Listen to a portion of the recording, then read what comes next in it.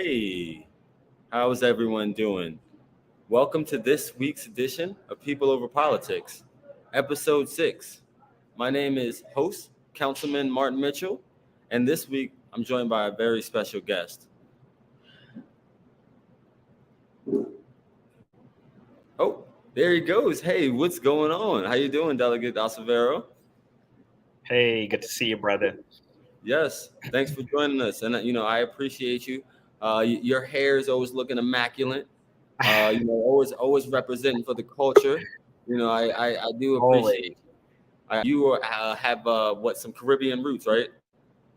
I do. I'm Trini. Ah, I was okay. born and raised in Trinidad and Tobago.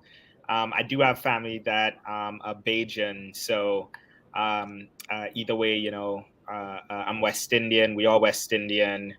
We're And cousins. big ups to us. We all part of the diaspora. Yes, we cousins. And didn't even know it, right? So of course, Delegate Acevero, for some people who don't know you, I'll just say a little bit about you, from my perspective. I think that you're far more than a legislator that goes to Annapolis, and presents legislation, in the hopes of passing laws that are beneficial to the people. I think you're also, an advocate, right? And you continue to be an advocate, long after being elected. And kind of one of the things that I wanted to harp on was there was multiple people that told me after being elected you can't be an advocate.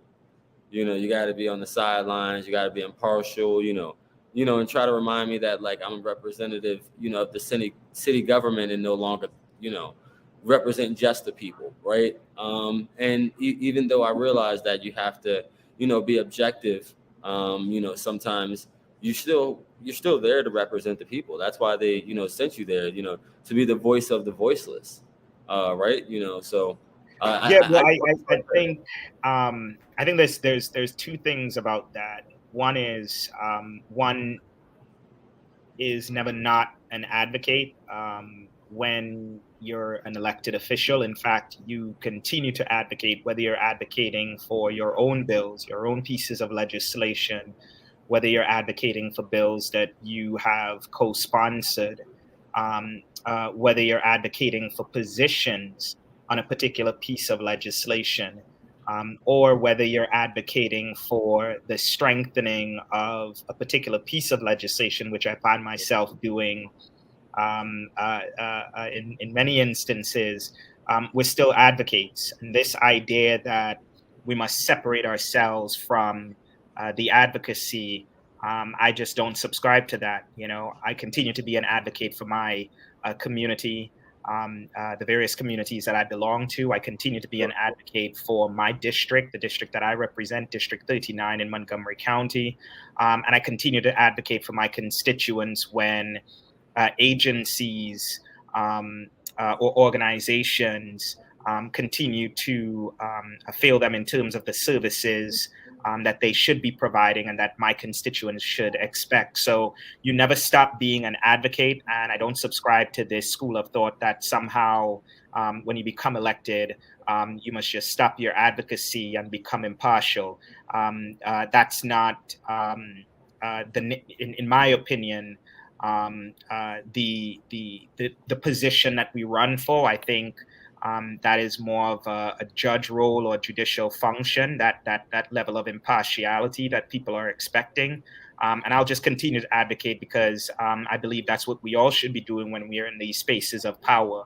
We have to be advocating for things, for positions, for resources, for our communities, for vulnerable people. And as I always remind folks that, I'm here to represent my constituents, but at the same time, too, I don't believe I'm a voice for the voiceless. I believe we all have voice. We all have a Sure. voice. We all have agency. The problem is that we have those in those segments within our society who are conveniently unheard or intentionally ignored. And again, coming back to what I said earlier about advocacy, my role is to ensure that those who are intentionally unheard and those who conveniently ignore, that we're advocating for them and we're advocating for their needs as well. Okay. And for Gabe, some people who might not know, what area of Maryland do you represent? Maryland is a very geographically different place, and not even just geographically, but demographically different in different areas. So, what part of Maryland do you represent? Well, I'm proud to serve the people of Maryland's 39th legislative district in Montgomery County. It's the northwestern part of Montgomery County. It includes the communities of the city of Gaithersburg, Montgomery Village, Germantown, Clarksburg, Washington Grove. One of the most diverse districts in the state and in the country. I'm really proud of the diversity and the strength of my community and my district. And so I'm honored to serve the people of District 39 and really to bring a perspective that I think for far too long has been missing from our policy discussions.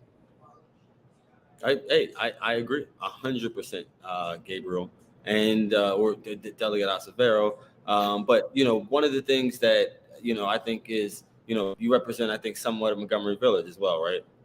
Sure do. All of Montgomery Yes, Village. Yep. all of Montgomery Village, and Montgomery Village is a highly Latino Hispanic area. And do you feel that, like, in that area they receive less resources than different parts of your district that are more majority white, but that would be commonplace in many places, but do you feel that exists in your district, especially like in Montgomery Village? Well, I'm proud to live in Montgomery Village, that not only has a high Black and Latino population, but an immigrant and new American population. I myself, being an immigrant from Trinidad and Tobago, I see my community as being strong in that diversity. However, there's a reason why the Latino Hispanic community, like the Black and Indigenous, and other communities like the LGBTQ plus community, are considered underrepresented and underserved communities, because not only do we see that kind of diversity in terms of representation, we don't see our issues represented when certain individuals take political office. And so I take my role very seriously, not just one of representation, but understanding that while I've made history in 2018 as the first openly queer Afro-Latino elected to the Maryland House of Delegates, I recognize that, I'm not here to make history, I'm here to make a difference. But I certainly celebrate the fact that I could have made this historic achievement. But my hope is that I'm not the last, and that we're continuing to see more people from various communities in positions of power at every single level of government, right? Because that's what representative democracy means. So, Absolutely. And here's two things I'll say about Gabriel, right? The first is, I remember I met you at a free screening of the Black Panther Party. I came to Montgomery County, and I met a lot of great young Dems out there, especially progressive oriented Dems out there. And the other thing is, you were one of the first people to endorse me. I think the very first person to endorse me in my city council race. And of course, that was huge. Not just for me, but I think for the progressive community to see that. And so that you're always not only an advocate, but you're helping other young people. Whether it is in the spotlight or behind the scenes. That's one of the things that I realized about you is you're not like some of the people who get to where they are and don't help others. Because the thought is like, if we build this power together, we can move boulders. So we want people to run at the local level, we want people to run at the state delegate level, we want people to run at the county council level, we want people to run at the board of education, we want people to be at the commissioners of Little Town. You know what I mean? Like we want just young people to believe that they can run for office. And I appreciate you for that. Absolutely, brother. I mean, we have to build a bench. I can't do this alone.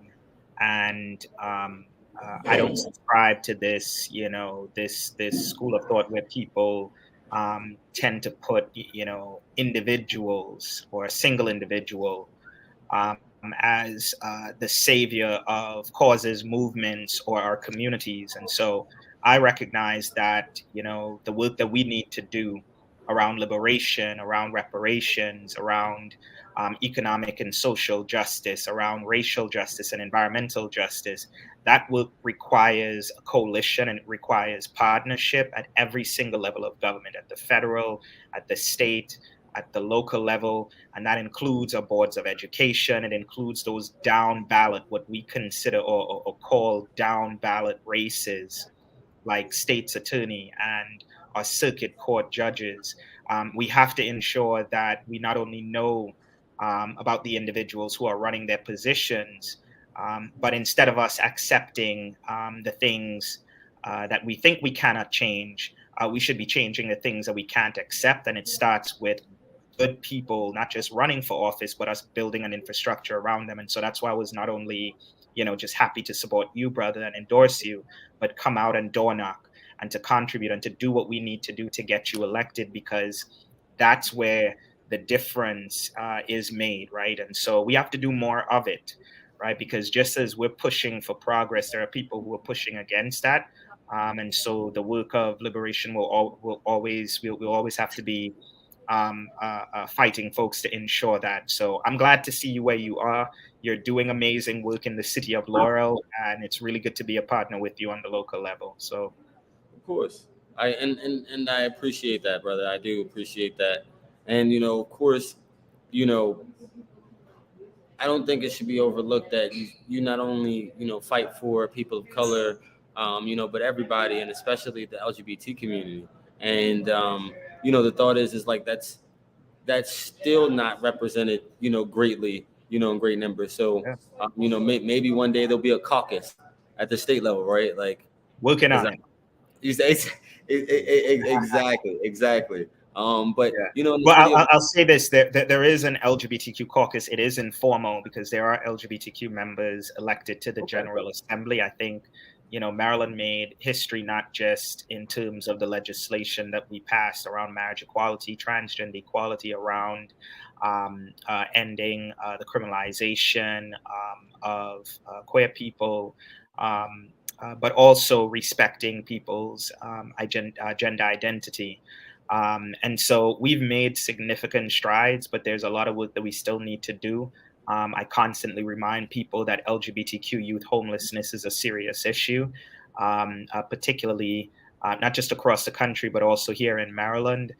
There's work that we need to do to protect LGBTQ plus seniors who continue to be mistreated, misgendered, and discriminated against in housing and in care.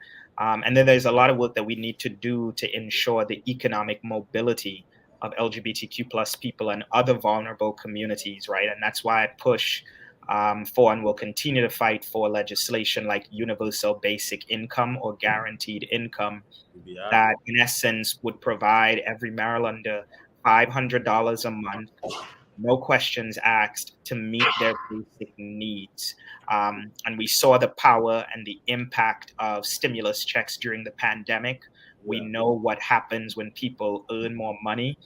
They tend to spend that on quality of life and basic needs, and they also tend to spend that money right in their communities. And so, if we're talking about helping people and we're talking about stimulating our economy, then we should be looking at universal basic income or guaranteed income, which was a platform of the Poor People's Campaign and something that Dr. King and so many other folks over the years have been fighting for.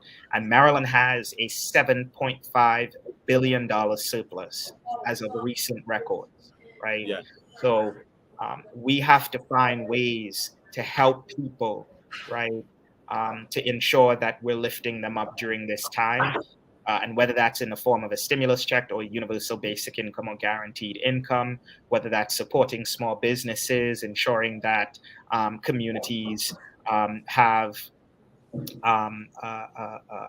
opportunities in terms of jobs and career readiness. All of those are surplus, or $7.5 billion surplus. We should be really thinking hard about how we can invest that back into our most important resource, and that's our people. And you are right on the money. And so, Gabe, one of the things that I want to ask you is, or talk about, of course, cannabis, right? So, cannabis is always in something near and dear to my heart. And as we know, in the state of Maryland, in the medical market, we didn't do right by Black and brown people. We didn't achieve diversity, equity, inclusion, opportunity that we so often talk about. So, I've seen you having cannabis conversations, and, I know you as one of I consider you one of the foremost thought leaders to push the conversation on what equity looks like, in the future of Maryland cannabis.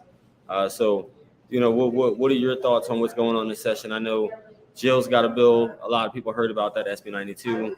I've also mentioned your bill, 1342. Of course, we talked about the referendum. We talked about Clippinger's bill. So what's your take on the future? Yeah, so in terms of what we've done thus far, I introduced a bill this session, House Bill 1342, the Cannabis Legalization and Equity Act.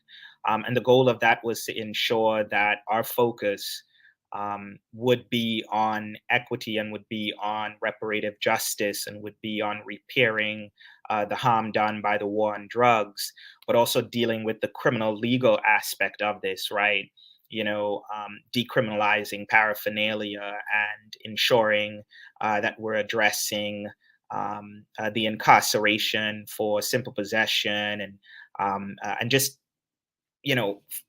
getting people tangled in our very inhumane criminal legal system for cannabis possession. And so I introduced that bill. And as I'm sure you know, there were a couple other bills that were introduced in the House. One is a referendum, House Bill 1, put to the people of Maryland to decide to vote on whether we should legalize adult recreational cannabis in Maryland. And then there was another bill that was introduced, House Bill 837, that I believe not only fell short, but did not, repair the harm that was done to communities, and was rather a rushed bill. And so I voted against it, and I explained why I could not support the bill. Not only because there was some issues around criminal justice that were not addressed in House Bill 837, such as odor, such as criminal offense around possession. I also had some concerns about home growth in the bill.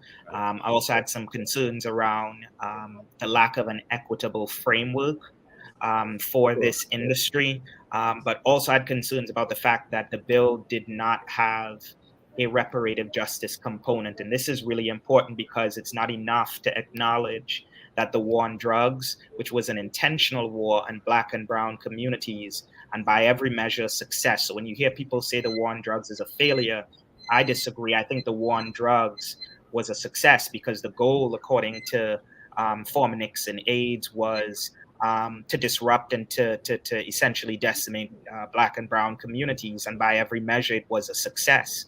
We've seen mass incarceration. We've seen missing parents from the home.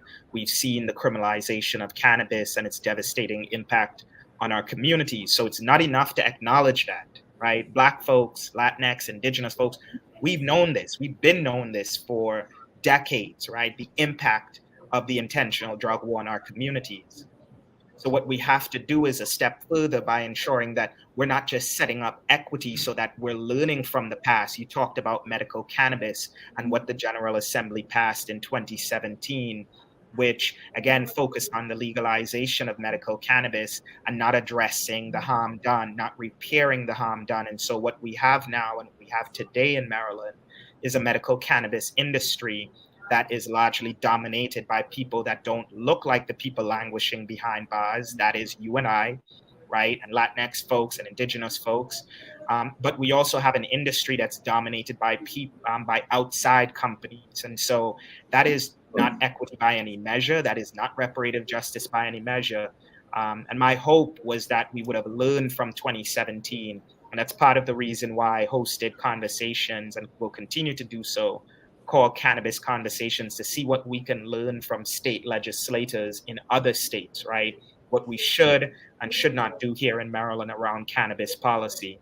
But unfortunately, some of my colleagues wanted to rush through a bill, and I didn't feel comfortable voting. And I said this, that I would not vote for anything that does not go as far as I believe it should go in terms of not just the equity piece of it, because social equity is important, right? People use these social justice buzzwords, but what do you understand social equity to be? And that's the question that we should be asking ourselves as Black folks, right? As brown and indigenous folks. What does social equity mean to the people who are drafting these policies, right? Because our definition of equity is not the same. Well, because if it was, then we wouldn't be looking at a medical cannabis industry that is inequitable, right? And so I had concerns about it. I voted no against House Bill 837. We recently had a hearing for House Bill 1342. I think that was a more comprehensive approach. I'd like to applaud Senator Jill P. Carter and Senator Feldman for introducing, more substantive bills in the Senate. And I think we could do some more. I agree completely. And Gabe, one of the things you brought up that I wanted to hammer down on was, for me, I just have an issue with a lot of these different states, Maryland being one of them, where the leaders and people pushing the bills, happen to be people not of color most of the time, especially the bills that have high favoritism, from leadership.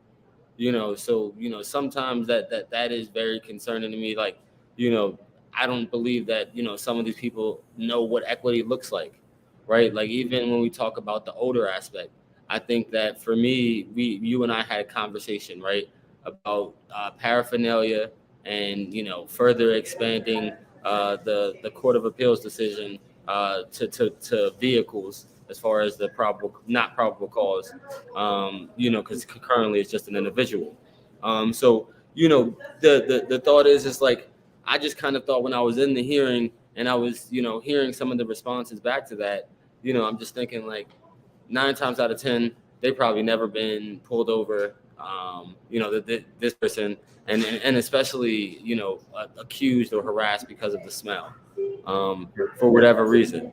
So the thought is like, they don't have the same lived experiences, nor, does probably anyone they know have the same lived experiences. The way I looked at it is a lot of them were coming from like a prosecutorial perspective. And it was very interesting, even as I dabble in the industry, right? And, I've been a lobbyist, of course, on that side, and, advocate, always, and even a patient now. It's funny how I see so many law enforcement entities, retired and so forth and so on, involved in the industry, right? So, these are people profiteering, who were once profiteering off of,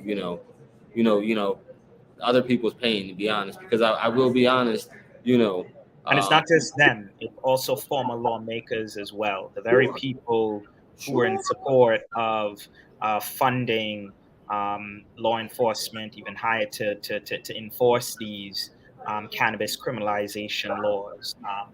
These are now folks who are entering the industry and joining boards and becoming consultants, right? Like a former Speaker Boehner, or I believe Paul Ryan, and some other folks as well, not just Republicans, but Democrats as well. And so suddenly there's just been this change of heart and perspective, because people see not only a burgeoning industry that is worth tens of billions of dollars, but obviously, these very people now are looking at the profit incentive of it. Meanwhile, the people that look like you and I are still languishing behind bars. And then not only have we been locked up, But if we don't focus on social equity and understanding what that means, if we don't focus on reparative justice, then the very people who were locked up will now be locked out of the industry. And that is a serious problem. I was talking to my friend, State Representative Leslie Harrod, on one of the Cannabis Conversation series. And I asked about minority participation in her state's cannabis industry. And she remarked that minority participation, in essence, the industry is in essence wider than the state. And so while some may find that, a humorous or cheeky comment, but at the heart of it is something very serious, that we have not been focusing on social equity. We have not been focusing on ensuring that the very people, or creating a pipeline for the very people who've been locked up to then transition into this industry, to be entrepreneurs, to be business owners. And that's something that we really have to grind down on, and not just get carried away by them, or some folks saying, well, we're going to use the revenue to invest in education, or to invest in this, that, and whatever else. What is your vehicle? Do you believe in the social equity fund, or do you believe in it going back to the most local, through the most local vehicle, going back to the municipalities and the counties? What is your go-to, framework there? Yeah, well, I think first and foremost, we need to understand that equity is about acknowledging the harm done. It's about working towards a framework that makes it fair for the communities or the individuals that were harmed, and then centering those individuals harmed in terms of how we address that particular issue, right?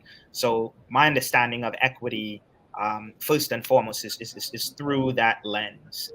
And I think it's more than just a social equity fund where we're putting money into it and we're giving it to MBEs, or covering licensures. This is about ensuring that the amount of licenses that we have, that we're making it fair and available for, whether it's veterans, whether it's for women-owned, whether it's for MBEs, for Black, Latinx, Indigenous folks, right? We have to ensure, because one of the biggest issues, particularly for entrepreneurs of color, is access to capital, right? And it's not just about the licenses, right? Because the licensure process is a challenge in and of itself.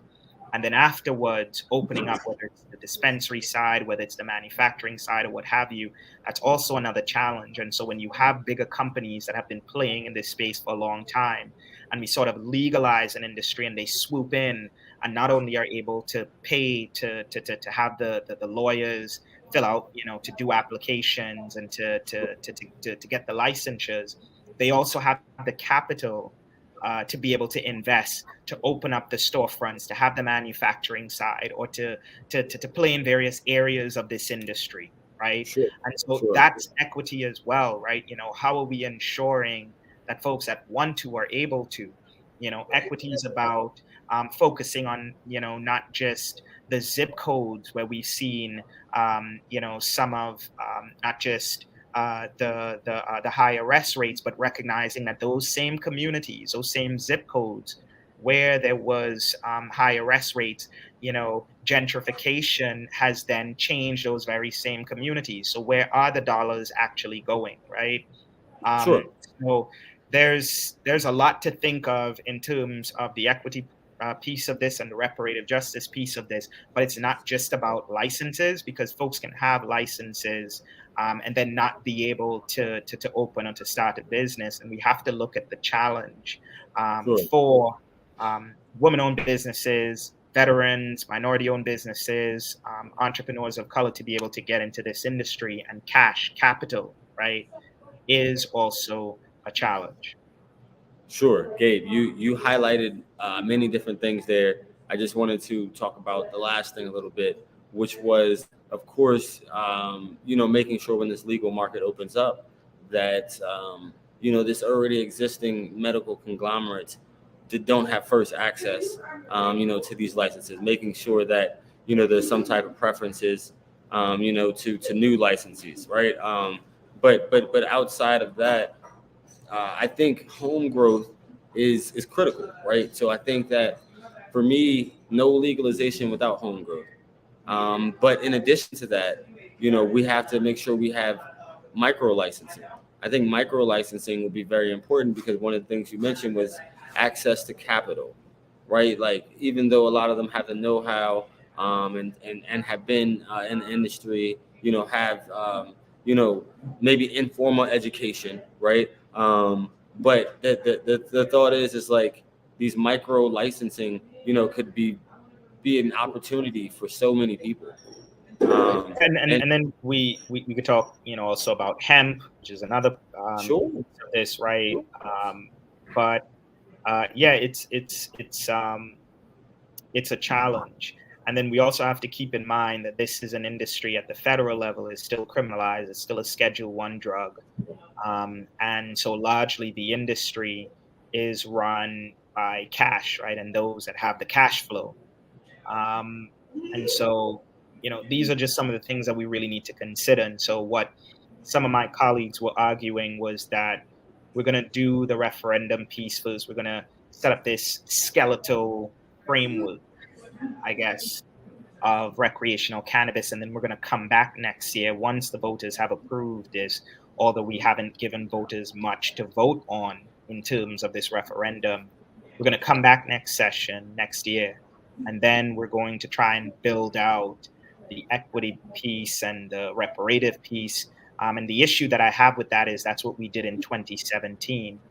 We moved ahead in legalizing medical cannabis, and then we attempted to do a disparity study and then focus on the equity and the disparity piece afterwards. But you can't bake in equity after the fact, right? This is something that has to be,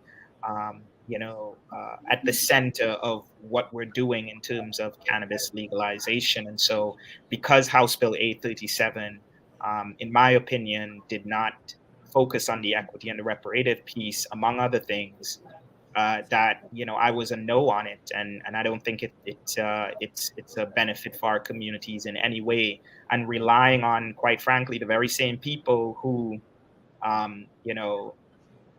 got us here in terms of the medical cannabis industry, trusting in those folks to say, okay, well, we're going to come back next year and attempt to get this right. I just was not there at all. Well, Gabe, you hit it right on the nose. I mean, I do, appreciate all your insight to, cannabis and at least how thoughtful you are, and what Maryland should look like. Because the thought is just like we should be leaders and we should be worried about like, what our legacy looks like. And since we have taken such a long time to figure out this already, right? We should be willing to go further, and we should be willing, to actually be impactful and not just do something cool, right? So yeah, I appreciate you for taking that deep dive, and and of course, Gabe, before I get you out of here, I wanted to ask you a few questions. Pepsi or Coke? Yeah, you thought it was serious, right? You thought it was serious. Neither. Water. I'm yeah. Okay, I'm a ginger ale. I'm a ginger ale kind of a guy. Ginger ale. It's the champagne of sodas, as I say. I agree with you, Gabe. I would never argue with you. Ginger ale is, the drink of choice. I agree with you. With you. And I guess that shows the little bit of Caribbean in you, right? Like we love ginger ale. But yeah, no, I appreciate you just being in conversation about cannabis. I mean, there's so many important things happening this session that I'm hoping folks are going to pay attention to and stay plugged into. Not just cannabis legalization, but also around police accountability, right? This is an issue and a space that I've been involved in and care deeply about, simply because I think the level of police violence and the kind of violence that we've seen exacted upon Black, Latinx, Indigenous, LGBTQ+, right? because you would not have a Stonewall rebellion and a modern day LGBTQ plus movement if it were not for police brutality and the brave queer leaders like Marsha P. Johnson, Sylvia Rivera, and Stormy DeLavery, and so many other folks who, fought against police brutality. And so this is an issue that we really have to be committed to. And last year, the Maryland General Assembly passed several pieces of important police reform measures. And there's no doubt that it was the furthest the General Assembly has ever gone on police reform. However, if you recall, during our floor debate, I was the only person that offered amendments that I raised in the work group that I was appointed to, the Police Accountability Work Group, by the speaker. And so these concerns that I'd raised, I believe, needed to be a part of the police accountability package. And so I offered them as amendments during our floor debate. And unfortunately, they failed. And so we haven't given up that fight. And there's some really unfinished work that we need to focus on. And that is, ending qualified immunity in state court. This is something that, is really important. As we see other states have done, like New Mexico, Colorado, we need to join them. And I've introduced a bill. But for the people who understand, what is qualified immunity? What is? Yeah, so I appreciate you asking that. So qualified immunity, in essence, is this judge-made legal doctrine that protects law enforcement officers from, like individual liability when they break the law. So in effect, it denies victims of police brutality due process in court. And really, qualified immunity, this doctrine is antithetical to accountability because it shields law enforcement officers when they engage in abusive behavior. And what it does also, it leaves us, the public, with holding the bag, if you will, in civil cases whenever officers engage in abusive behavior. And so we need to end that defense for law enforcement officers in state court so that they can be held accountable by the communities that pay them. And so I've introduced a bill this session, House Bill 463, that will do just that. The other thing is white nationalism in law enforcement. We really got to take a look at this issue. Unfortunately, racialized policing has been a feature of law enforcement in America. Policing in America can trace its roots to slave patrols. And I want to point folks' attention to an unredacted FBI assessment that was released by Maryland Congressman Jamie Raskin about white nationalism in law enforcement. And so we really need to address this issue. And my bill, House Bill 524, would in essence require the Maryland Police Trainings and Standards Commission, in addition to all the requirements in order to certify an officer, that they also require that a candidate or a prospective person not be affiliated or part of any white supremacist organization. And of course, doing the necessary work to not just investigate, but root out white nationalism from law enforcement. And that's House Bill 524. The other thing is we need to end no-knock warrants. I mean, it's a serious issue. It's a dangerous practice. We've seen what happened to Breonna Taylor in Kentucky, and more recently, Amir Locke in Minneapolis, Minnesota.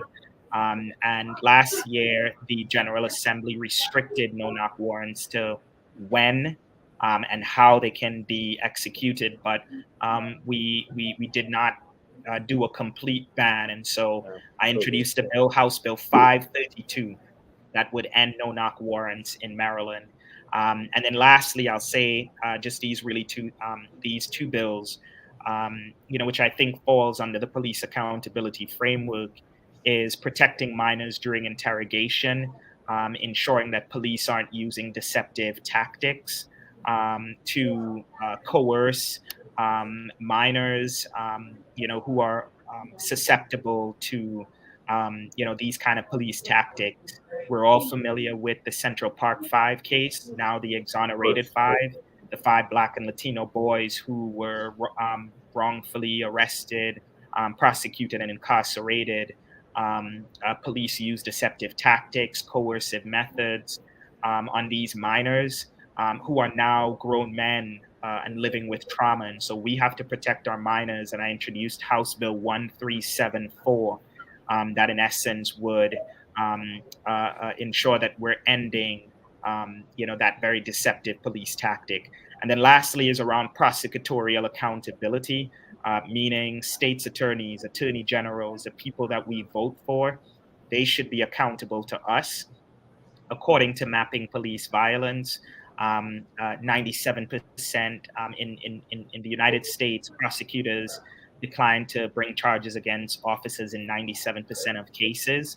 And so we have to look at the relationship between law enforcement and prosecutors, and it's really a problematic and a conflict of interest. And House Bill 1373, in essence, says that if a state's attorney or attorney general, elected official, accepted contributions from police groups and associations, such as the Fraternal Order of Police and others, that they must then recuse themselves from investigating and prosecuting police misconduct cases or those very same officers. So all of these things are really important. I'm asking folks, call your state delegates, call your state senators, stay involved, stay in touch with my office, because there's a lot of work that we still need to do. Yes. And Gabe, just one of the things I'll bring in is, I know you mentioned in one of our conversations that how Maryland, even like I think I said, Maryland is, even though we're thought of as progressive, we're like fake progressive. We're still very conservative in many ways. This is still very much the South, even though we're one of the most northern states. You would even go as far as to say Maryland, we are one of the architects of racism or racism, right? Yeah. Like, the LEOBR and as you said, many other things probably, right? Like, but beyond the Law Enforcement Officers Bill of Rights, the LEOBR, few people realize that Maryland was the state, the architect of the blueprint on how to organizationally and systemically oppress Black people in this country. And so when Maryland was then a colony council, it passed what was called the Doctrine of Exclusion of 1638, that in essence said, no person of African descent will benefit from the fruits of white society, and created the segregation of people. And it worked so successfully in essence, not making Black people second-class citizens, but really not being considered humans. It worked so well in Maryland that other states followed suit and adopted it, and it later became known as the Slave Codes. So if there's anything that we need to ensure, is that Maryland is not just a state that's leading on police transparency and accountability, but also this is the state that is leading on reparations, right? We not only need to examine the role that Maryland played in in institutional slavery, but we need to ensure then that we're righting the wrongs of the past, and our role as the architects of the institution of slavery, and paying those descendants, African American descendants of slaves, of slavery rather, paying those descendants reparations. I'll say this: we can do it, right? Okay. I'm not just talking about the $7.5 billion surplus that our state recorded. I'm talking about Maryland as being the richest state in the union. We're the richest state in the wealthiest country in human history, and we're still debating about whether and how we should be paying reparations to African American descendants of enslaved people. And not just in the United States, right? I was born and raised in the Caribbean, where the same thing happened, right? Wherever Black people were scattered, throughout the world. We saw the institution of slavery. We saw the exploitation. We saw Black people being used not just as property, but as capital, right? And that's, when we talk about capitalism and just how we were at one point seen as capital, we really have to look away and, in my opinion, divest from capitalism and this capitalistic system, because it has never worked for us, it's never worked for our community. In fact, it exploited us. And the solution to the inadequacies of capitalism is not Black capitalism, but it's ensuring that we're building an inclusive economy. I agree. And one of the points you made is reparations. So, hopefully you can pass the message along to some of these statewide politicians that, reparations is more than taking a selfie with Harriet Tubman or Kunta Kinte. But you see, that's the thing, and that's what we have to get beyond, right? People are engaging in performative wokeness, right? We're going to acknowledge the freedom fighters that came before, right? Without acknowledging the fact that Harriet Tubman was anti-capitalist, because it was that very same capitalist system that saw her family, and people that look like us as not only property, but as not humans to be exploited for labor, to be abused, to be treated as people who are undeserving of dignity in this country. And so we really have to do more than just quoting Dr. King or Malcolm X or James Baldwin or Ella Baker or Fannie Lou Hamer or so many other freedom fighters throughout history. We have to do more than that. And we also have to challenge other people to do more and to do right by our communities, and not just engage in this performative wokeness, right? Because what it comes down to is, what kind of policies are you proposing? What kind of policies are you supporting? And are those policies rooted in the community or solutions from the communities most impacted? Spot on, right? And Gabe, of course, you're bringing some great leaders up in discussion, just dropping them.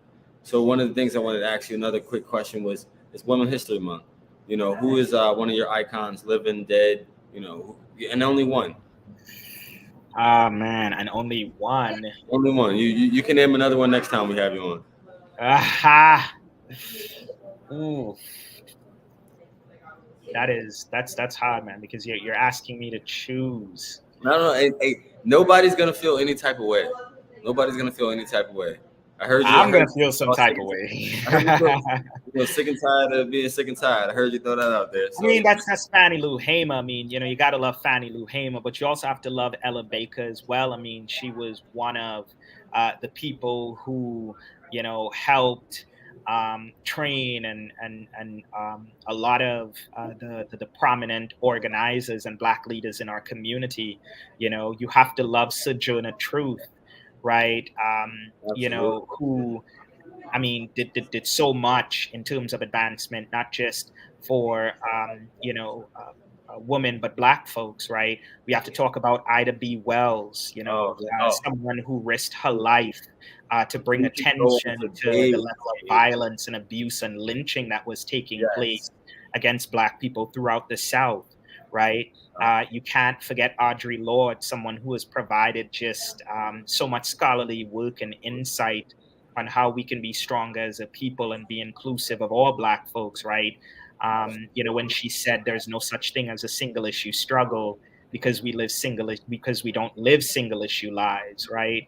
And there's so much to acknowledge about folks like Marsha P. Johnson, the Black trans woman who had done so much, not just to help build the modern day LGBTQ plus movement, but really was at the forefront of of all the fights and and was a Stonewall rebellion elder. And so it's really hard to say, this one person or that one person. I think there are so many so many women that inspire me. But well, who comes to mind when we talk about inspiration? Who comes to mind? Just first. In the I moment. think of my mother too. You know what I'm saying? Oh, Because go with mama. I've heard yeah, somebody all that I am and hope to be, man. I owe it to my mother. I mean, she's the reason I identify as a womanist. Understanding that we must fight for the liberation of all women, but particularly those women who exist at the margins of movements like Black women, Latinas, Indigenous women, LGBTQ plus, women with disabilities, poor women, right? We got to ensure that we're fighting just as hard for all women and girls. So, I think of my mother in that regard because, she's a reason that I am who I am and I know what I know because, she took the time to invest not just in me, but a lot of other people too. So, during Women's History Month, it's so many people to shout out and acknowledge. But yeah, I'll say mom, but I really do love a lot of other women throughout history who have done so much, Josephine Baker to, okay. We know you're gonna give them their flowers, but yeah, mom yeah, used we my gotta story give them too. all their flowers, Yes. So yeah. the very last thing I'll ask Gabe is, who's your favorite superhero? Honestly, I mean, I got a few, but No, I'll say no. Gabe. I need one. And I would have thought it was Black Panther. So I if was it's not gonna say Black Panther. I was gonna okay, say Black okay, Panther. okay, that is fair, Gabe. We can end it there. You can't give us no more. Black Panther is where we gotta end. That's the No, but I'm just kidding. But I appreciate you, and tell people where they can connect with you. Of course, we'd love to have you back on. Tell people where they can connect with you. Stay in touch. Yeah, absolutely. I mean, you can follow me on all socials at Gabriel Acevero. Sure. I'm running for re-election this year in 2022. I was proud to have been elected in 2018. Running for re-election. And you could visit my website, gabeacevero.com, to learn a little bit more about what I've been doing and the work that I'm still focused on right now. And just stay in touch, bring some bill ideas, always open to listen to ideas, and how we can all organize together so that we could all get free. Yes, right. So make sure you hit up Gabe, and we organize this people power because you get real people power by joining together. So yeah, make sure organizing is the tool of the oppressed, as Stokely Carmichael Kwame Ture put it. And we always got to be organizing as a people, especially understanding how we're impacted by these oppressive systems. Yes, and I appreciate that you organize in the community and you also organize on the policy. So there is that protest to policy, as we so often mention. So I appreciate you, Delegate Acevero. You take care out there in Montgomery County, and of course continue to represent us at the State House. When I say us, I mean everybody on the the fringes, as you said. So appreciate you, brother. That's all I know how to do. That's all I know what to do. And just really excited to see you where you are. And we're going to continue to fight because I believe that a better Maryland, a better America, and a better world is possible. But it is also worth fighting for because we got to fight for it, right? So appreciate you. Thank you so much. And if you never heard it anywhere else, guys, you might hear it soon. I wholly endorse this person. I believe he needs to come back to District 39, and represent, continue representing. So if you didn't hear it anywhere, you heard it here first. You heard it right here. Yes, there's not a lot of people who earn that. So absolutely, I appreciate you, Delegate. Appreciate you, brother. Thank you so much. Yes, that was this week's episode. See you next week.